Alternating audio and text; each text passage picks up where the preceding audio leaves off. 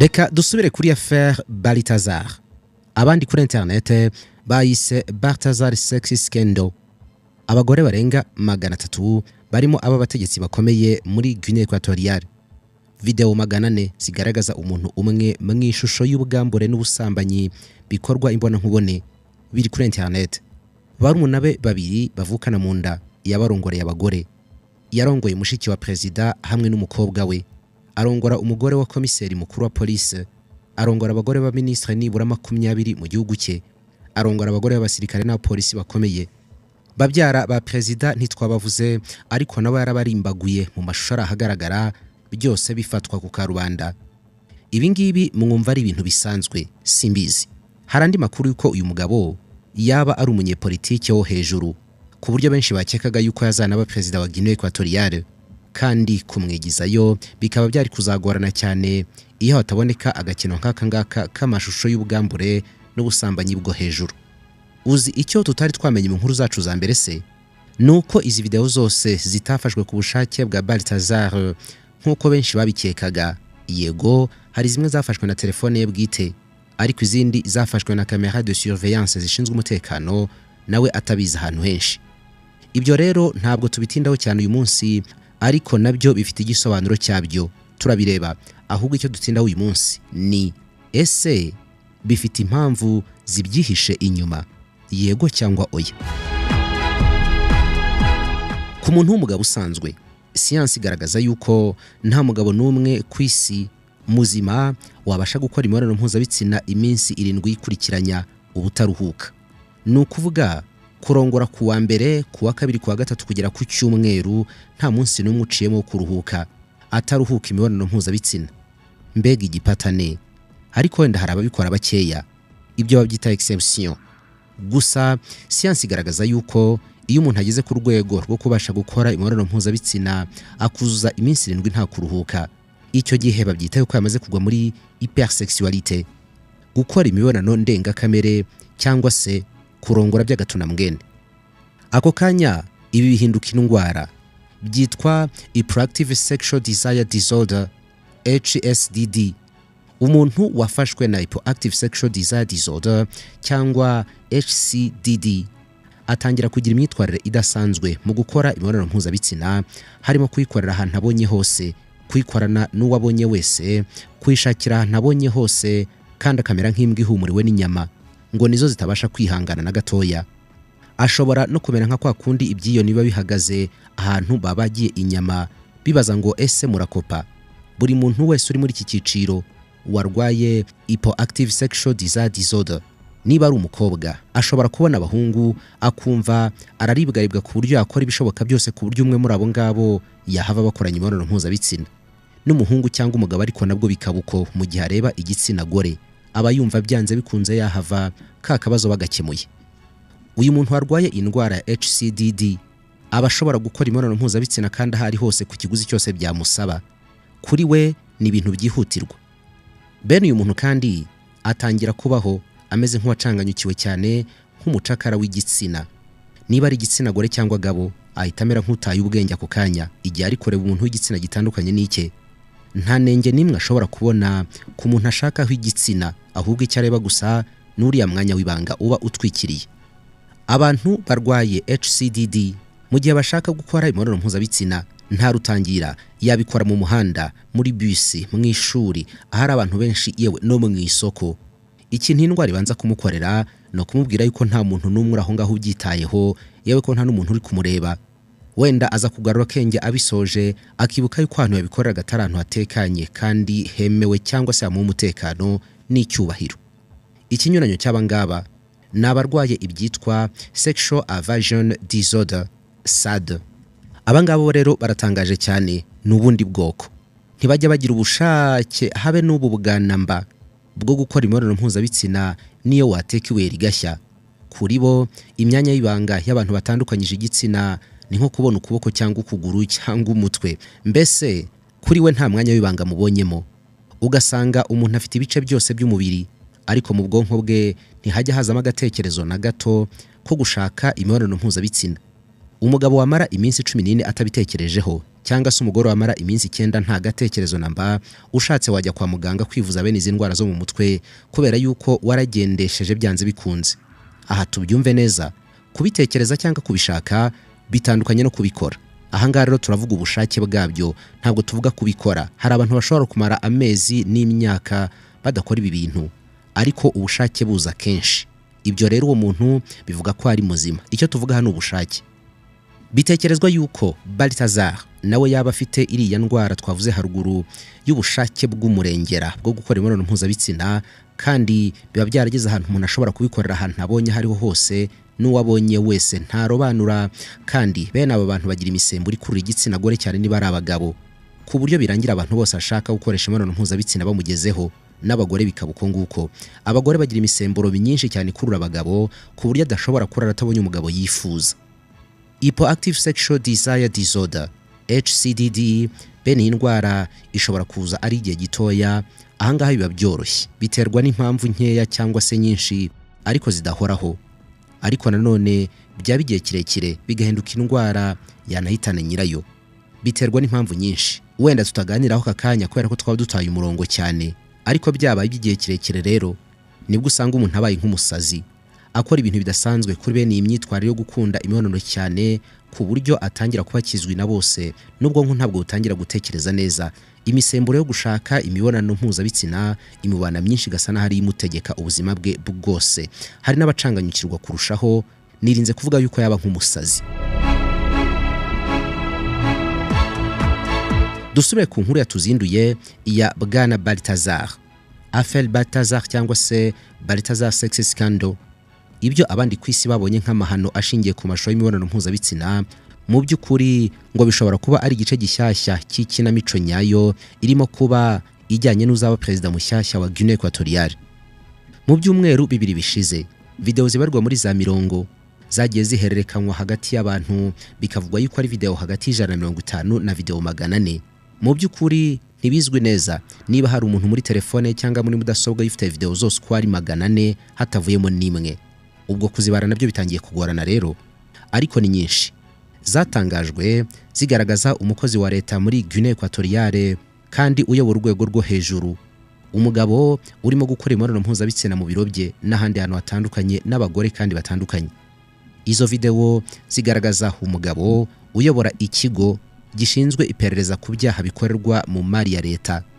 Video zakwirakwijwe ku mbuga nkoranyambaga zituma abantu bagwa mu kantu, ndetse zizamura ibyumviro byabo ku mibonano mpuzabitsina, yaba mu gihugu imbere no muri Afurika muri rusange. Abantu batekereje banibaza uburyo umuntu nk'uyu nguyu abateye, hari abamufata nk'icyitegererezo mu buryo bwo gutebya, ariko gusa abandi benshi bibaza ukuntu yabigezeho.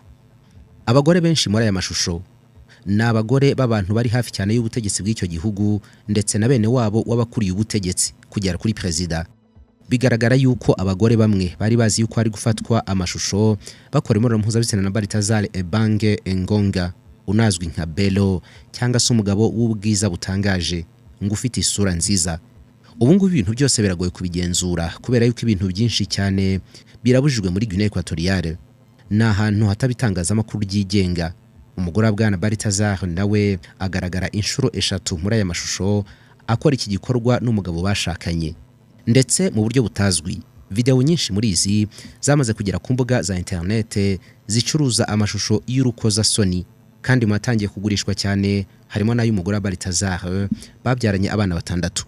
Igitangaje muri ibi ngibi ubwo cyaba ari iki turakibona. Mbere yuko uyu mugabo atabwa muri yombi, umugore we yaguye muri koma abura ubwenge amaze kumenya yuko amashusho ye ari macuruzwa kuri internet. Yaramaze no kumenya ko hari izindi video 400 zigaragaza umugabo we akora imibonano mpuzabitsina ari kumwe n'abandi bagore benshi cyane. Byarangiye rero kubyihanganira byanze, yikubita hasi agwa muri koma mu minsi runaka. Gusa ubu ngubu yarazanzamutse asubira no mu rugo.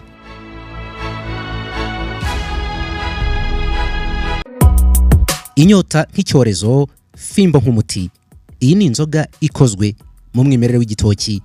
Fimbo Gin izirana na hangover cyangwa kumenagurika umutwe, ariko iranaryoha cyane ku bakunda gukora za cocktail. Fimbo Gin yisanga usanzwe ugurira ibindi binyobwa byose bya NBG Limited. Ukeneye kurangura cyangwa ko bagutwaza, hamagara kuri 0782 ntibyemewe kunywa inzoga ku bana bari munsi y'imyaka 18, ku mugore utwite kandi no ku bantu bakuru tunywe mu rugero. Fimbo Gin, Kiboko la Kiyu.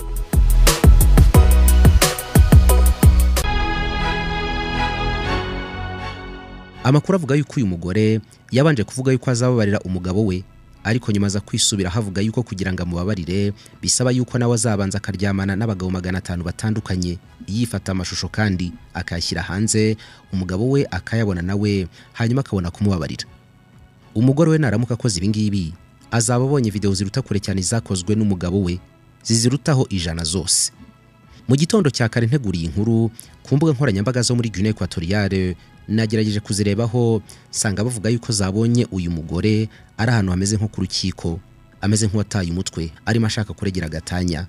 Hari video itamugaragaza neza igaragaza umugore uhunga abamufotora yinjira mu gisa naho ari icyumba cy'urukiko, bikavugwa yuko yarimo aregera gatanya. Ibyinshi muri ibi ngibi birahererekanwa ku mbuga zo kuri internet, imbuga nkoranyambaga, ku buryo no kubigenzura ari ibintu bigoye cyane. Birumvikana ntihaburamo amakabya nkuru menshi cyangwa se ibisa naho ari ibinyoma byivanga mu nkuru y'ukuri. Cyakora inkuru yo harimo ibisa naho ari ntakuka, kuba Balthazar yararyamanye n'abagore benshi batandukanye kandi n'amashusho ye akaba arahagaragara.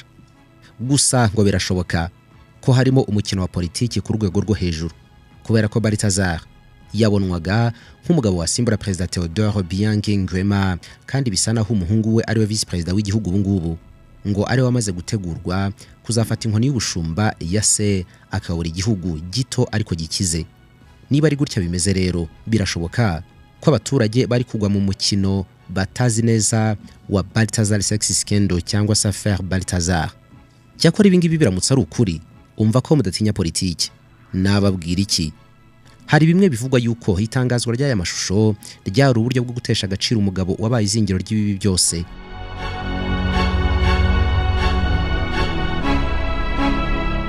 Bwana Balthazar Engonga ni mwishywa wa perezida wa Guinea Equatoriale Theodore Obiang Nguema Mbasogo, ndetse n'umwe mu bibazwa yuko ashobora kumusimbura ku butegetsi. Obiang Nguema ni perezida wa mbere ku isi umaze igihe kinini cyane ku butegetsi, aburiho guhera mu 1979. Uyu mukambwe w'imyaka 82 yagejeje igihugu ku iterambere ry'ubukungu. Kuri ubu ngubu cyaratumbagiye cyane, ariko nanone bikavugwa yuko ubukungu bwatangiye gukendera kubera yuko umutungo uturuka ku bitoro waragabanutse, kandi igihugu kirimo abantu benshi bagisahura batagenzurwa na busa. Hari itsinda ritoya ry'indobanure ziri ku butegetsi zikize cyane kurushaho, ariko benshi mu baturage bagera kuri 1,700,000 barenga batuye mu gihugu na abantu b'abakene cyane. Ubutegetsi bwa Obiang Nguema bunengwa bikomeye cyane ku myitwarire yabwo ku burenganzira bwa muntu, harimo kwica abantu batavuga rumwe n'ubutegetsi nta mpamvu, kimwe no kubakorera iyicarubozo nk'uko raporo ya Leta Zunze Ubumwe za Amerika ibigaragaza yashyize ahagaragara amababera muri Guinea Equatoriale. Icyo gihugu cyagiye kibamo amahano n'ibisa naho bitangaje cyane ku myitwarire y'ubutegetsi, harimo ibyahishuwe nk'imibereho y'iraha ryo hejuru cyane y'umwe mu bahungu ba perezida, ubu ngubu usigaye ari vice perezida. Yigeze kuba afite akarinda ntoki cyangwa se gant glove ko mu mabuye y'agaciro kambawe n'umuhanzi w'umunyamerika Michael Jackson, gafite agaciro k'amadolari 275 by'abanyamerika, aya ngaya arenga $379,000. Ako karinda ntoki uyu mugabo umuhungu wa perezida wa Guinea Equatoriale yakaguze mu cyamunara.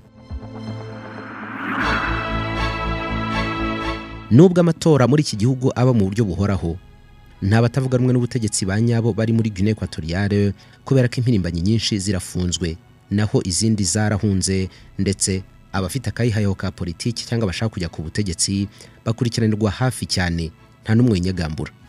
Mu by'ukuri politiki yo muri icyo gihugu cya Guinea Equatoriale ishingiye ku mayeri yo mu ngoro, ndetse ngo ni naho ruzingiye kuri aya mahano y'amashusho arimo uyu mugabo Engonga, mwishywa wa perezida wa Guinea Equatoriale. Yari umukuru w'ikigo cya leta gishinzwe iperereza ku mari ya leta, ndetse yakoze akazi ko guhangana n'ibyaha bitandukanye birimo iyezandonke cyangwa amafaranga afite inkomoko ku cyaha cyakozwe ariko agatwarwa n'abantu bari mu butegetsi.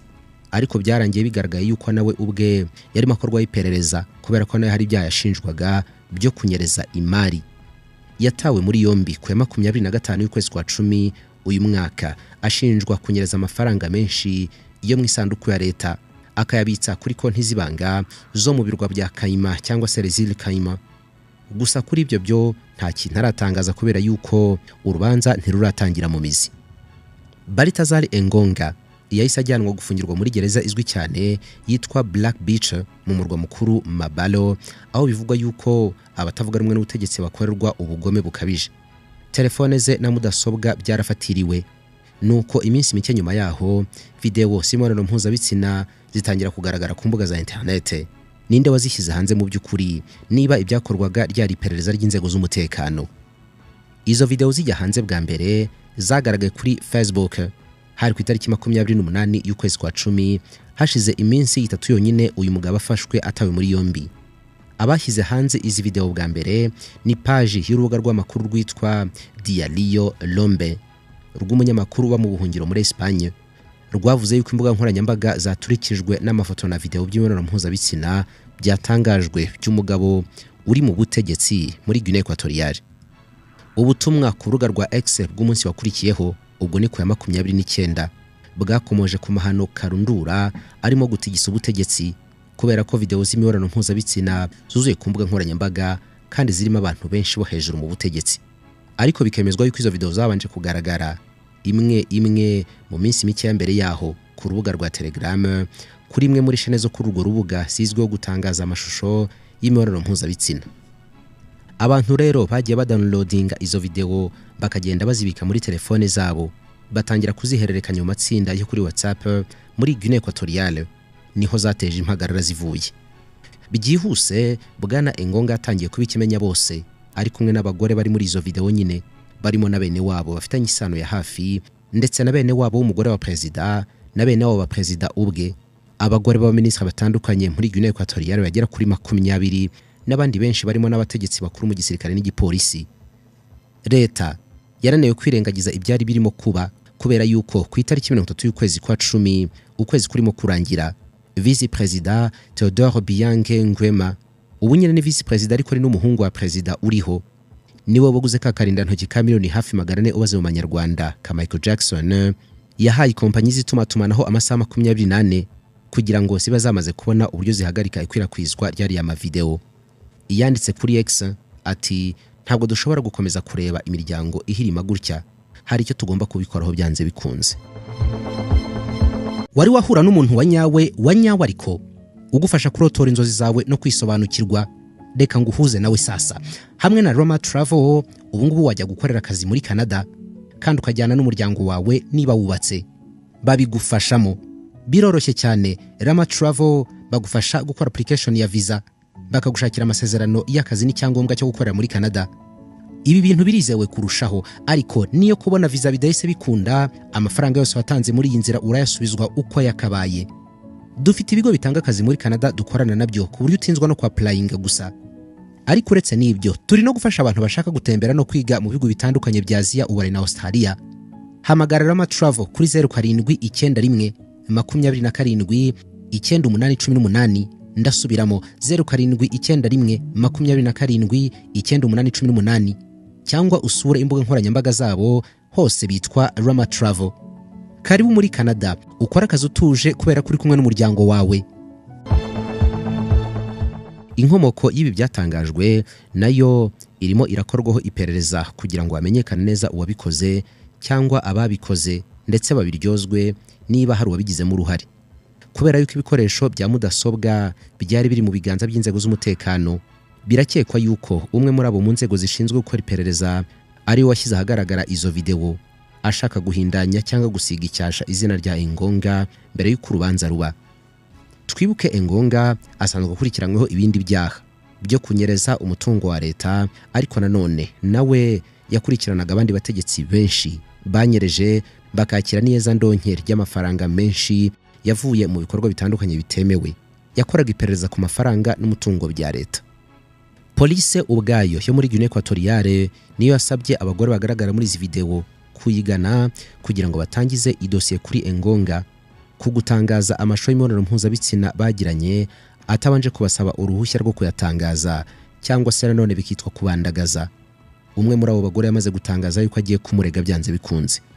Ikidasobanutse kugeza ubu ni impamvu Engonga yafataga ayo mashusho, ariko impirimbanyi zimwe zavuze yuko impamvu aya mashusho yatangiye kujya ahagaragara bifitanye isano byanze bikunze n'umukino wa politiki waba warateguwe cyangwa ntutegurwe, ariko gutarateguwe byaba ari n'amahirwe yahuriranye byanze bikunze, ariko ngo bifite ikintu bigomba gukora kandi gikomeye muri Guinea Equatoriale. Uretse kuba bafitanye isano na perezida uriho, Engonga ni umuhungu wa Balthazar Engonga Ejo, umukuru w'umuryango w'ubukungu bw'ibihugu byo muri Afurika yo hagati, Communauté économique et monétaire de l'Afrique centrale, CEMAC, ndetse uwo se afite ijambo rikomeye cyane muri Guinea Equatoriale. Nsange Christian Semi Cruz, impirimbanyi y'umunya Guinea Equatoriale uba i Londres mu Bwongereza, yaragize ati ibyo turimo kubona ni iherezo ry'ibihe, iherezo rya perezida uriho ubu ngubu, ndetse hari ikibazo cyuzamusimbura, kandi ibi ngibi bigaragara nk'isubiranamo ry'imbere mu gihugu turi kubona ubu ngubu. Avugana n'ikiganiro cyitwa Focus on Africa podcast cya BBC, uyu mugabo yavuze yuko Vice President Obiang arimo agerageza kurangiza cyangwa kwica muri politiki uwo ari we wese ushobora gutumbagira azamuka mu butegetsi. Uwo Vice President akaba n'umuhungu wa perezida hamwe na nyina bakekwaho yuko barimo kwigizayo umuntu uwo ari we wese uteje inkeke ku nzira ye yo kugera ku butegetsi, barimo na Gabriel Obiang Lima, undi muhungu wa perezida Obiang yabyaye ku wundi mugore wamaze imyaka 10 ari minisitiri w'ibitoro, nyuma akaza gushyirwa mu wundi mwanya wungirije wo muri leta. Bitekerezwa yuko abantu biswe indobanure ziri ku butegetsi baziranyeho ibintu byinshi kandi runaka batakwifuza yuko bijya hagaragara, ndetse mu gihe cyashize amavideo cyangwa se amashusho byagiye bikoreshwa nk'uburyo bwo gukoza isoni no gutesha agaciro umuntu uhanganye n'agatsiko k'aba elite muri Guinea Equatoriale ushobora kugira ubushake bwo kwinjira muri politike ku myanya yo hejuru. Hanakunze kubaho ibirego byo gucura umugambi wo guhirika ubutegetsi, ibyo nabyo bikarushaho kwanyegeza urwikekwe mu gatsinda gato k'abantu bitwa ba elite b'ubutegetsi. Bwana Cruz, umunya Guinea Equatoriale ari kuri Londres, anavuga yuko abategetsi bashatse gukoresha aya mahano nk'urwitwazo rwo guhashya imbuga nkoranyambaga, kubera yuko ubu ngubu inyinshi zo muri Guinea Equatoriale zarahagaze kugira ngo zitagomba gukwirakwiza bene aya mashusho. Izi ngizi rero ngo leta n'ubundi yari zirwaye kubera yuko zituma hari amakuru menshi bitagenda neza mu gihugu aguma gukwirakwira, abantu bakamenya ibyo ubutegetsi bugenda bukora n'abari mu butegetsi. Byatumye rero muri iki gihe nta yandi makuru muri Guinea Equatoriale agera hanze ku butegetsi bwa Guinea Equatoriale. Byaba byiza izi mbuga n'ubundi ziramutse zihagaze bya burundu. Mu kwezi kwa karindwi uyu mwaka, abategetsi bahagaritse by'igihe gitoya umuyoboro wa internet nyuma y'uko imyigaragambyo yadutse mu kirwa cya Anobo. Cruz avuga yuko kuba uwo mutegetsi ho mu rwego rwo hejuru yararimo akora imibonano mpuzabitsina n'abantu batashakanye ngo ari ibintu bidatunguranye, kubera yuko ngo ni bumwe mu buryo bw'imibereho y'iraha rikunda gusindisha abantu b'indobanure ziri ku butegetsi muri Guinea Equatoriale. Ngo si uyu wenyine, kubera ko kugera ku muhungu wa perezida uyu nguyu Vice President uriho ku butegetsi nawe ngo nuko nguko abayeho, abaho mu isindwe ry'iraha ryo hejuru cyane, ririmo kuryamana n'abagore benshi kandi yifuza, barimo n'abanyamahanga atakaza amafaranga kavagari. Vice President uriho Théodorine Obiang nawe ubwe urukiko rwo mu Bufaransa rwamuhamije ibyaha bya ruswa, ndetse imitungo ye y'iraha irafatirwa mu bihugu byinshi bigenzurwa n'Ubufaransa. Arashaka kubonwa nk'umuntu urimo guhashya ruswa n'ibintu bibi byose by'umwanda bishobora koreka igihugu. Nyamara kwikubitiro niwe wahamijwe ibyaha byinshi birimo iraha, kuryamana n'abagore batagira uko bangana, barimo n'abanyamahanga, kurongora abagore benshi, gutunga imitungo idasobanutse n'ibindi byinshi. Urugero nko mu mwaka ushize yategetse itabwa muri yombi rya Lucien Obiang Nsue bavukana kuri se. Icyo yamuzizaga no kubera ibirego ngo yuko yagurishije indege y'ikompanyi y'igihugu yo gutwara abagenzi mu ndege. Ariko muri iyi dosiye nubwo habayeho umuhati wa Vice President wo guhagarika ikwirakwira rya video, nanone hari indi mpamvu irimo irebwa zagiye hanze gute, ko zari mu nzego z'iperereza mu ntashinzwe umutekano, byaje kugenda gute kugira ngo zijye hagaragara. Muri iki cyumweru yagaragaye nk'uwiyemeje kurushaho ubwo asabaga yuko kamera z'umutekano cyangwa CCTV cameras zishyirwa mu biro by'ahantu hose bya leta mu rwego rwo kurwanya ibikorwa by'urukozasoni binyuranyije n'amahame n'amategeko y'igihugu, nk'uko ibiro ntaramakuru bya leta byabitangaje. Vice President ubwe niwe wasabye yuko mu nzego za leta mu biro by'abantu bitandukanye hashyirwamo izi kamera, ariko benshi babifashe nk'uburyo Vice President Teodorino Obiang ahisemo cyangwa se abonye amahirwe runaka muciye mu ntoki yo kugira ngo yigaragaze nk'umuntu mwiza uharanira yuko umuryango utasenyuka bya burundu ndetse ufite amahame yo kurengera umuryango, ariko ngo bishingiye kuri politiki. Mu kuvuga yuko aya mahano yasebeje isura y'igihugu, Bwana Teodorino Obiang ni Vice President asa naho ari unategeka cyane muri iyi minsi. Yategetse yuko umutegetsi uwo ari we wese uzafatirwa mu bikorwa by'imibonano mpuzabitsina ari mu kazi agomba guhagarikwa mu kazi, kubera yuko ibyo ngibyo ari honyorwa rikomeye cyane ry'amategeko y'imyitwarire. Ibi rero byaba ari nk'insinzi kuri Vice President, kubera ko akimara gutangaza iri tangazo abantu benshi bari hanze y'igihugu babisamiye hejuru, bavuga yuko rwose ibi bintu byari byo, ko itegeko nk'iri ngiri ryari ryaratinze. Ugendeye ku mibare y'urubuga shakiro rwa Google n'izindi search engine zaba zitandukanye, abantu barimo basaba yuko bahabwa amakuru kuri Guinea Equatoriale babaye benshi cyane kuva ari amashusho ajya hagaragara. Kuwa mbere ku rubuga rwa X, Guinea Equatoriale ryari rimwe mu magambo yari arimo kugarukaho cyane muri Kenya, Nigeria na Afrika y'Epfo, ariko nano mu Rwanda niko byari byifashe. Abantu bahise bahagarika gukurikira ibijyanye n'amatora muri Leta Zunze Ubumwe za Amerika, batangira gushakisha izina Guinea Equatoriale, naho kugeza ubu Balthazar niryo zina rirebwa cyane muri search engine ku gice cya Afrika. Ibyo bintu rero byo kuba Guinea Equatoriale yarashakijwe kuri internet, ariko abantu bishakira kureba video z'ubwambure ndetse n'ubusamanye bwa Balthazar no gushakisha izina Balthazar ubwabyo, byatumye abantu bo kwisi batongera gushakisha amakuru y'ibintu bibibera muri Guinea Equatoriale, kimwe no kugundira ubutegetsi k'umuryango umwe. Cruz ukora mu muryango uharanira uburenganzira bwa muntu witwa Jean Westra yaragize ati Guinea Equatoriale ifite ibibazo bikomeye cyane kuruta aya mahano y'imibonano mpuzabitsina, ahubwo ikibazo nuko ahise atwikira buri kintu cyose cyari kigiye kujya hagaragara. Ati kuri twebwe aya mahano y'imibonano mpuzabitsina ni ikimenyetso gusa cy'indwara, ntabwo ari indwara ubwayo. Uyu mugabo avuga yuko ubutegetsi buriho muri Guinea Equatoriale n'ubundi bingibi kubikora ari ibintu biri rusange mu bantu bose bafite umurengo w'amafaranga n'ubutegetsi basinze kuva mu myaka myinshi ishize. Ariko nanone akavuga yuko Vice President uriho Teodorino Obiang ashobora kuba ari watumye izi video zijya hagaragara kugira ngo akeshe izina rye yanduza y'abandi menshi asigaye, kubera ko agomba gusigara we muntu wenyine ufite izina rikeye wagaragara nk'umusimbura mwiza wa se ku butegetsi bamazeho imyaka hafi 60. Reka tubashimire, nimugire ibihe byiza. Tubaye ducumbi cyangaha affaire Balthazar cyangwa se Balthazar sex scandal, naho ibiganiro byacu kuri GGO birakomeza.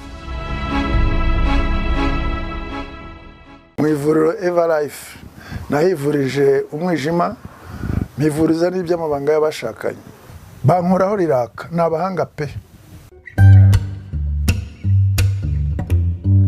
Mu bijyanye n'iterambere turirimba, abahanga bemeza yuko igishoro cya mbere dufite ari ubuzima buzira umuze.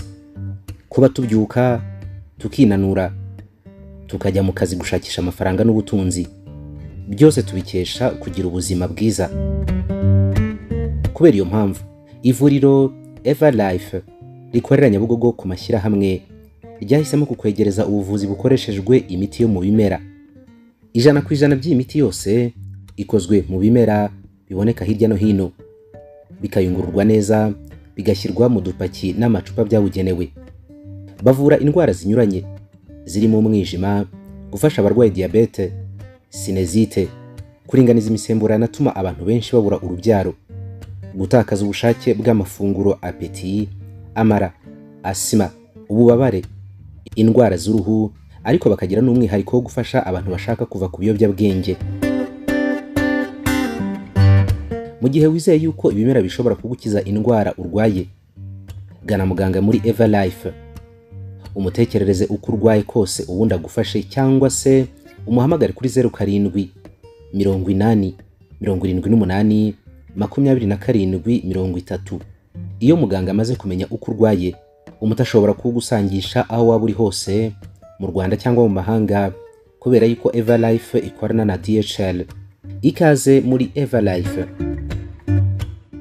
Nyuma yo kugira ikibazo cy'imisemburo mike, bandangiye ivuriro Everlife, ndarigana baramfasha, icyo kibazo kirakemuka. Nyuma naje kujyana n'umubyeyi wanjye afite ikibazo cya hypertension, ubu ngubu ni muzima.